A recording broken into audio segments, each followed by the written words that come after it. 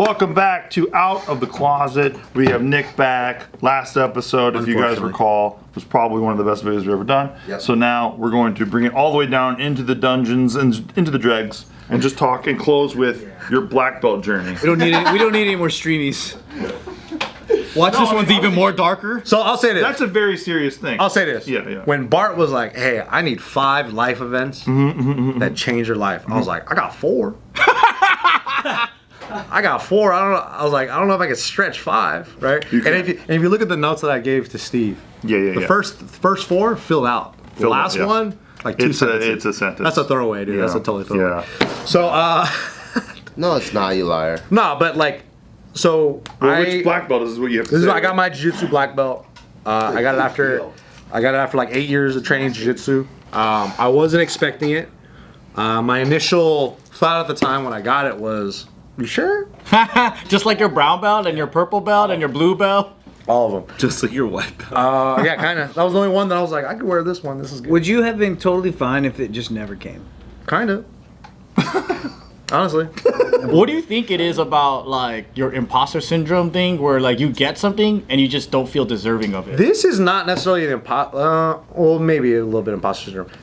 Part of me feels like black belt is really cool, but it's also really not at the same time. Nowadays, I feel like. To me, like the duality of it is like, yeah, you're a black belt, but it still don't mean that much, I think. I think you're too in the world. Because is that what it is? I think so too. Because it's like, I'm a civilian, and I think that's so tight. And I'd wear it everywhere and that's why they'd never give me one. And also, so I'm a white belt, and I know how many mat hours it takes to get a black belt. So I think because you're in the know, you're like, dude, sometimes purple belts beat black belts or whatever, and you see these crazy phenoms and all that shit. But when you're not in the know and you're a white belt like me, and I see the amount of mat hours it takes to get a black belt, it's like running like 10 marathons, you know? So I'm like, regardless of how good your running technique is, it's still a fucking achievement. Can I say something? Yeah, what's up, man?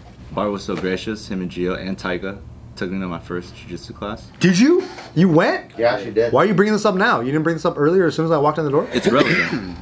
It's relevant, and we only shoot for content. We're not allowed to talk. True, we don't have conversation. Yeah. You know, on Thursday, so we go Tuesday and Thursdays. Good, right? On Thursday, Taika's like, oh, are we gonna pick up Anthony before jiu-jitsu? I'm like, no, Anthony's not consistent like that. First of all, I was not in town. I know you weren't in town. You're in Mexico. I know. He was working. Can you explain that to him? He knows Mexico. I was like, He understands what Mexico is no, I was like, about. you know, Theo Anthony doesn't stick to anything. But go ahead. Just tell him we were doing lines off. I want to talk about that. But I'm still in my story, by the way. sorry, my bad. Okay? Sorry. It's relevant. okay, we only have, Jesus, like, 2 but lines. you're literally derailing this. Okay, sorry, go ahead. Alright. The floor is yours. All right, thank you. So he takes me. It's my first time, and then we go into some like hardcore lessons and stuff. Nobody's coached me at all, but that's like part of the thrill of it. And then by the end of the class, it's like, all right, we start rolling. I'm like, what the fuck is happening, right? And then naturally, I'm rolling with him. I'm realizing that this is a crazy experience. The second he puts his knee on my chest or my stomach, he's so strong. he's just so dense. Yeah. You know what I mean? Anyways, I start rolling Because with I can't do it this to other anybody dude. else. You have to do it to the new guy. I start rolling with this other dude who's not even wearing a belt for whatever reason, and he like It smells like pee. completely owns me in like 12 seconds, and then he looks to ask me, he's like, how long you been rolling? I was like, this is my first day, right? And then he starts to, and apparently I just found out that this is like not the right or cool thing to do, but he puts me on like 2 different leg locks twice, right? And it's my first day. You're not supposed to look like white belts. Yeah. Well, that's crazy. Later on, the cool thing about this, the relevant thing is when we go back, we're just kind of like debriefing on the experience. And I was like, dude, that was crazy. Like, I got just put into a pretzel. Like, I've never been so humbled in my life. And then he was all super excited. His face glows because you know how he sucks your dick about jiu-jitsu stuff. And he was like, dude, you know how like he put you in a pretzel? I was like, yeah. He's like, Nick put that guy in a pretzel. And I understood something. Yeah, right? I understood something. Nick can make you come just from a hole without even touching your dick. I'm more tantric style. That's my thing. It's duration. No, because the other guy was a blue belt. Oh, okay. So you know, to a white belt, a blue belt fucking asshole. the blue belt is a god, right? should've kicked his But ass. then a black belt to a blue belt, like that's his fucking daddy. I just felt like I blue belt- understood something like there's levels so, to this yeah. shit. Yeah. But as Nick has said many times, the blue belt can kick a black belt's ass. Sometimes. So suck on that. Yeah, suck on that. Suck on that. Is that true that you're not supposed to leg lock white belts? Well, it's just like etiquette. It's like the problem with certain things in jiu-jitsu is like it's like a power dynamic, right? If you have the power as far as like the skill, the technique, and the time on the mats over someone who just started, It's kind of stupid. like, yeah, you can put them in, like, that's fine, but it's like, it's also like how you're doing it, right? I think if I was a blue belt and I had a white belt come in at that time, I'd be like, hey, let me show you, this is your first class? Okay, Let me do some shit to you. let me show you how to like get out of something. Like, let me have you work out. No, that guy was having fun. For He was probably like, ooh, a dummy that I could test on. That's what it is. It's like when you're a blue belt, you're like, ooh, like we don't get fresh meat around here, so I get to try out all the shit because you're so used to getting your ass kicked all the time as a blue belt. So like when you had that chance to like smash somebody else, you kind of take that opportunity. Which, to be fair, I thoroughly appreciate. I didn't see anything wrong with it. I was just like, how can I just be fucking thrown into something so quickly and not understand? This motherfucker choked me out with my own gi, and I was like, you know what I mean? And but then the way this guy was like, this is literally the raging boner in the car. He's like, hey, you know how I put you in a pretzel? Nick put that guy in a pretzel. I can make that guy come, dude. Because in this room, right, we see Nick as the goofball. I've trained with Nick before. So like when I was with Anthony, I was like, you know what's crazy? I was like, the guy that you know, Nick, deflector, goofball, he'll murder that fool, which is pretty crazy. I will say this because apparently this is just free I'm the for all. CRO. Free for all. CRO that guy. Free for all story hour apparently. Stretch. No, so I was at Fabrico Werdum's gym like I don't know a decade ago, no and way. I fought one of his students because for a trolling video, and oh my fucking god, that guy kicked me in the ribs as hard as he could, and it was absolutely motherfucking insane and life changing, and because I talked so much shit to him the whole time, but he was loving it. Yeah. You guys were sparring, or it was just a straight one-time? It was like I'm there to clown on him, and he knew this, but I don't think he knew the level that I am capable of talking shit to another human being. Yeah. And eventually he just let me have it, which was great for the video. Mauricio kicked you or someone? His No, not for but one of his students. And he was like one of his good students. So he was like, And at that he set time, it that's up. really hard. 10 years ago, that's Yeah, dude. very hardcore. And that was like motherfucking absolutely goddamn insane. But I was holding, thank God, I was holding a pad like with inches on that thing, as you guys would say, you know. But then humbling style, he had me. Well, before this, he had me on the ground, and he was putting me in 17 different pretzels, and it's just like nothing you could do. That's crazy. It's pretty crazy. Nothing you could It's do. a lot of Except tell him that you still have a bigger dick than him. And shit. It just slowly builds until he's just like, I'm gonna kick this. He'll fucking stew guy. on it. But he was stew on it. amazing, and then off camera he was so great. But yeah, it was like I respect the sport big time, as much as I talk shit. No, it's fun. It's fun to talk shit about because it is cool to be like, oh yeah, like I got my black belt, because it is something that I am proud of because I put a lot of time and effort, and it's more about the time, but it's also about who I got it from too. It's like my jiu-jitsu coach, he's like a big mentor to me, and he's like, you know, he's like a fucking second dad to me, you know, in a lot of ways. He taught me a lot about life and being an adult and like going through this game and being a good coach, right? And you still see him from time to time. I see him all the time. I see him more than my real dad. Is that the Filipino guy? Yeah, Joe, Jiu-Jitsu, Joe Teodoro. He's one of the best guys ever, and so thankful to have him because if I didn't have him, I don't know how far I'd make it into this black belt journey thing. Like, if I didn't have a good community of boys and homies that we trained with, because even during the COVID, we were all rolling during the whole time. You guys have a good gym culture. Yeah, man, and it's just a good group of guys. Like more than anything, black belt or not, I'm just really proud of the community that we have that represents our gym. Like, by far, that's what I'm most proud of. Do you ever think about if you stayed in the comfort of where you were before? Yeah. You never would have known about this. I would have never known about this. Yeah. And I would have never thought that there was something better than where I was at. I never felt so taken care of while getting my ass kicked. And that's what we kind of want, right? Like, we want it to be a true learning environment where it's like, yeah, you can get hurt doing this, but we want to lower the risk as much as possible and increase your ability to understand how to develop these skills and fast tracking you. We want you to get good faster. We want you to get good so we have more people we could train and roll with. You know, like, that's what it really is. But, you know, kind of the culmination of how the gym came together was Jeremy, the guy I met at the old gym that got closed down, the one I talked about in the previous story. He was a personal trainer there. He was the owner of this jiu-jitsu academy. Him and his business partners had a split. And they were kind of like giving him shit about like, oh, you know, you've been hiding money from us, blah, blah, blah. But in reality, it was like, they're fucking wrong. They didn't know what the fuck they were talking about. Pointing fingers, accusations about like, you're a bad guy. And, you know, when we went into business with all each other, me, Joe, my buddy Kenny, we became coaches at the gym. And we're all a little like hesitant a little bit. We're a little nervous because it's like, we're working with somebody brand new. This is a guy that we're friends with and we built rapport with, but like when business gets involved, you never know how this happens. Like you never know what happens, because all the previous times we were all at a gym and we started bringing our guys to their community, it was a lot of weirdness. Like the last gym that we were at, we were kind of nomads. We were looking for a home to be at.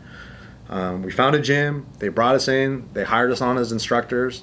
But then there was all this weird shit that came out, politics of like, oh, you're creating cliques in this gym. We can't have you here, blah, blah, blah. Just like weird ego shit, right? So it was just like we kept bouncing around until we found the right people that we knew we could build with. And that was when Jeremy came in the picture. Like he built the gym and was like, hey, I want you guys to coach here. I want us to build a really great environment. And we were all on the same page with how we wanted to run it, how like the aura and the environment of the gym, which is really important. Like there was a couple of issues that we had with certain problem members, and how you deal with your first issues as a group really shows like, okay, how are we going to move forward business wise when we have disagreements on how to handle a situation.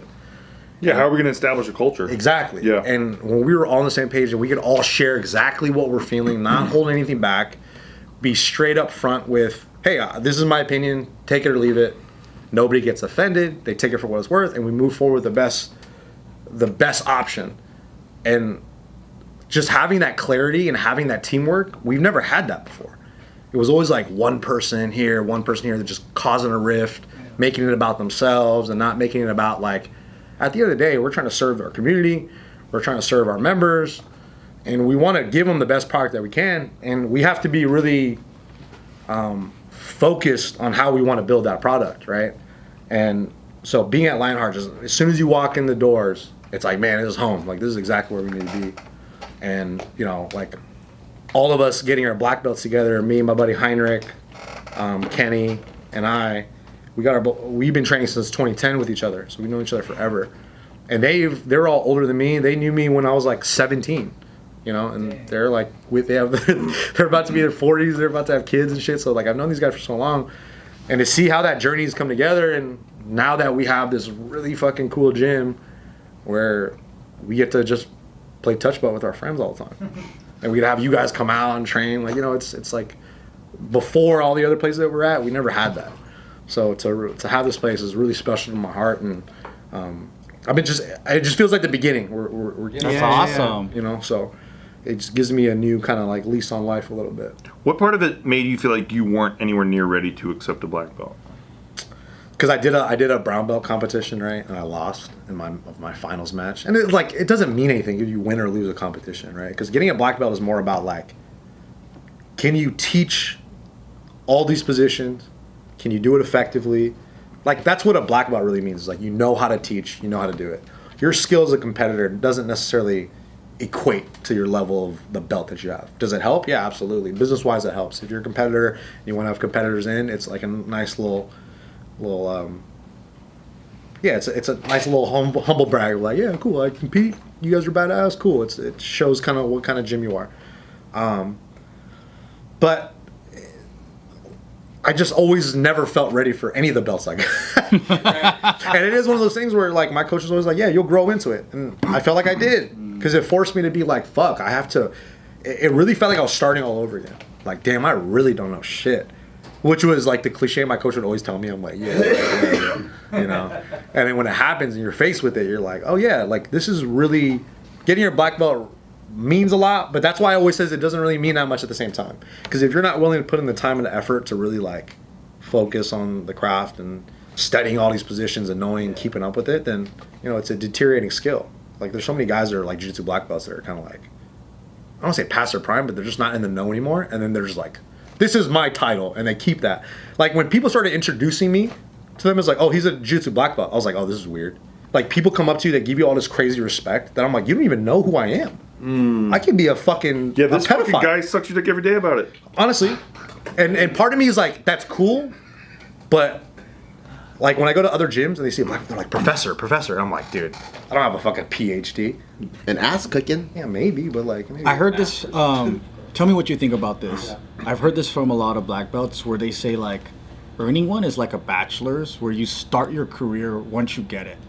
And that's exactly. So it's not like the end. But when they say it, it's so fucking annoying because you're a white belt and you're like, motherfucker. Because like they'll say it as if we're the same. Because like so I take the fundamentals class, which is like the beginners class, right? In our beginners class, there's like 6 black belts in there. And I'm like, hey, you're a black belt already. I'm like, why are you still taking this class? And he goes, dude, I don't know anything. Did you get a DUI? And he's saying like, I don't know anything, like Riot, like us. Yeah. And I'm like, bitch, shut the fuck up, dude. Because I've only heard from McDojo schools where they hold around the belt like, I'm the king. Yeah. But then most places I've been to, they're like, I'm over it. And that could happen in a lot of jiu-jitsu places. Like, there is some weird shit that happens with that. Do you think it's whack that, because I was at the McDojo place, like with the founder of McDojos, Jun fucking Ri Karate, dude. I think Junri's actually legit. Nah, Junri's legit. Well, apparently, but every time I bring him up, you guys laugh.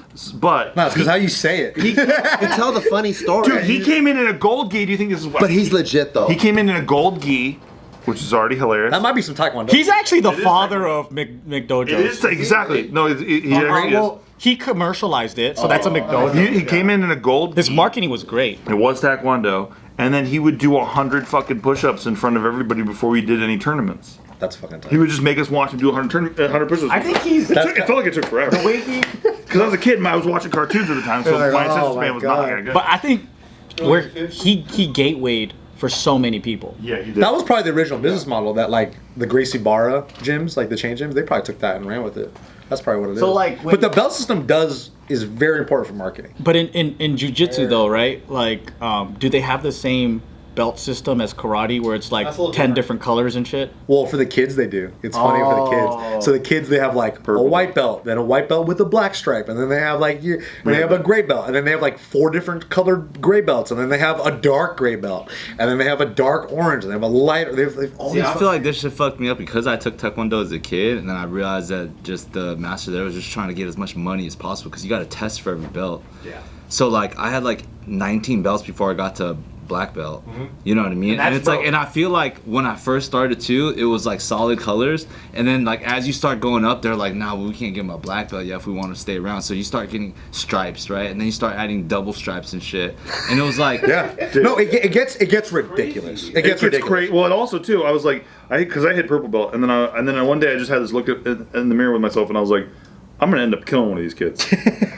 And that's when I got out. Bro, you go to any, like, if you're ever randomly in a martial arts supply store, you look at the wall of belt, like, half their revenue is just from belts. Yeah. Oh yeah. Like, the amount of belts that's on the wall is like, this is ridiculous. Who's this for? And that's only just for, like, jiu-jitsu. There's So not karate. How many belts are in jiu-jitsu? For jiu-jitsu for adults, it's white, blue, purple, brown, black. So there's... Oh, that's traditional. 5 levels. Yeah, so... Needs more orange, but I like it. white, yellow, orange, green, blue. But when you're a kid, they use that system.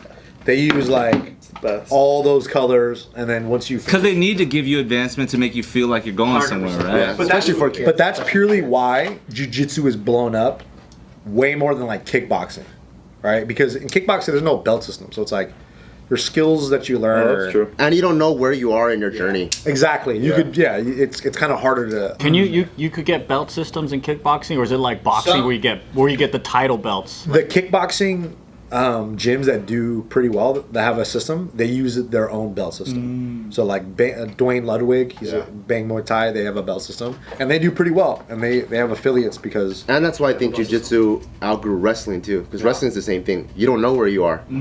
As far as the from a championship belt, you know exactly where you are. Oh, that big gold thing? What a fucking idiot. Especially for a consumer, like if you're You in want me to there... edit that out because I was so stupid? So from your journey in jiu-jitsu, right? There's a black belt. How many stripes until that coral one or whatever? I think you gotta do degrees, so I think it's every 3 years, then you get 1 degree, meaning a stripe on your belt. How many stripes does it go to? Dude, I think like 4, and then you can get like... Dude, you could have a fucking zebra stripes all the way up your belt in Taekwondo, dude. Junri Karate. Oh, Dude, the belt system's actually very traditional. That's like old school Shotokan and Judo. They do the same one. It's 5 stages, and then on top of that, 5 more stages from the black belt. And I think it's like that for jiu-jitsu too. I don't know. You probably know more than I do. dude, Taekwondo, you have a kid with an orange belt. He got stripes going all the way up. You think he's a Cincinnati Bengals fan. Go Bengals, go Holy Bengals. shit. Damn. In karate, you're just jumping around sports teams. You're a Cowboys one day, or Shit, dude. Yeah, like those jujitsu ones, I think you gotta like have been a black belt by itself for 20 years before you start going into all the other crazy like coral colors or whatever. because judo, karate, all the old school ones. After the black belt, it's all academic or like what you do to the industry. It's like it's not even skills. Like, dude, it's so funny because like when I got my black belt initially in my head, I was like, who cares? No big deal. People like would tag they post on Instagram like my stories or whatever, right? They're like, oh, dude, congrats, and I was like, oh shit, this is pretty crazy. I'd repost it, and I'd leave my phone off to the side, and then at the end of the day, I come back. My phone blew. So many people blew me up and were like, congratulations on the black belt, and I was like, oh shit. I guess this is kind of a big deal in a lot of ways. Like, cause random people that I didn't think even gave a shit, right? Like, Well, it's like graduating. yeah, I know, but like, I feel like it's like graduating med school though. but people that aren't in like, people that don't even give a fuck about jujitsu, whatever. Like all these random people hit me up, and I was like, wow, that's actually pretty crazy. And then I started to realize, like, oh shit, is this kind of a big deal? It's also like not an extracurricular activity for you. Yeah, it's not. It's like That's true. It's not. a huge part of your life. You know what I mean? So it's easier. Kind of. No, arguably, point. absolutely correct. point. Yeah, like I've integrated my life and my work with this, so it's like it's kind of part of. You're not part-time in it. Yeah, I'm not. So it's a little different for me. Yeah, you better get a black belt then. No, Yeah, right? shit. Yeah. You're there all day? Yeah, fucking. You're there all day. That's like going to medical school and never There passing the all fucking day. exam. You got all these white belts to practice on. Yeah. Doesn't get you better though. That's cool though. I think it's a big accomplishment, man. No, yeah, no, I'm very thankful for it, and it. As much as I joke around saying it's fucking whack, I'm just joking about like. I did like 5 martial arts. I never went anywhere with it. So like that's, it's hard to stick with shit. But then part of it is like, damn, dude, like I'm pretty good at like wrestling guys. I don't know what that means. It's a pretty good skill. Thanks for stepping out, I'm like stepping out pretty the good. closet. It's very difficult. Thanks, Thanks, Nick. guys. Awesome. Thanks, guys. Love you guys. Good shit. Love you. man.